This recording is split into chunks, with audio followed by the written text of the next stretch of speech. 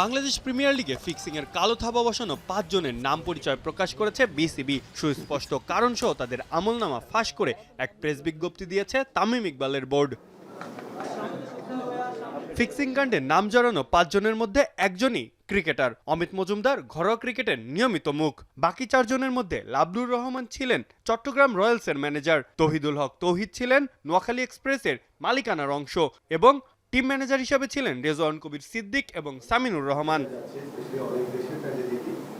এদিন শুধু ফিক্সিং নয়, তামিম ও বিপিএল গভর্নিং কাউন্সিলের চেয়ারম্যান ফাহিম সিনা ফাঁস করেছেন বিপিএল এর একাধিক অনিয়ম। চুক্তি না করেই দুটি ফ্র্যাঞ্চাইজি বিপিএল খেলে ফেলেছে বলে জানান তারা।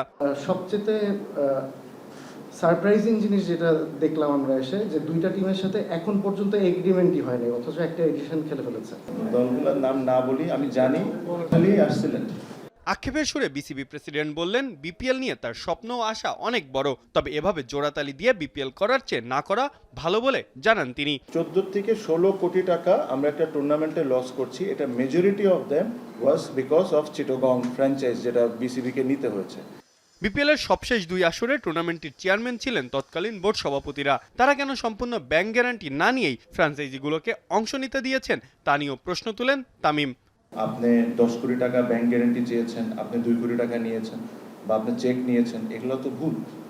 আর এইগুলোর কারণে তো আজকে বিপিএল সাফার হচ্ছে বা BCB has to pay back.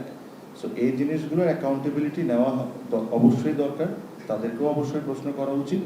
বিসিবির দুর্নীতি দমন কমিশনের প্রধান অ্যালেক্স মার্শাল সন্দেহভাজন 2 ফ্র্যাঞ্চাইজি মালিককে দল না দিতে পরামর্শ দিলেও তখনকার এক বোর্ড পরিচালকের বিশেষ সুপারিশে তারা দল পেয়েছে বলেও অভিযোগ তোলেন তারা। প্রায় 50 মিনিট চলমান এই সংবাদ সম্মেলনে বিপিএল এর কালো অধ্যায়গুলো উন্মোচিত করে তামিম আশ্বস্ত করেন, ভবিষ্যতে এমনটা আর এলাও করা হবে না। দরকার হলে আইপিএল এর মতো করে ভালো বিদেশি ফ্র্যাঞ্চাইজিকেও সুযোগ দিতে চান তামিম। শুনলে আপনি প্রশ্ন করতেন না। মাহফুজ আহমেদ, এখন, ঢাকা।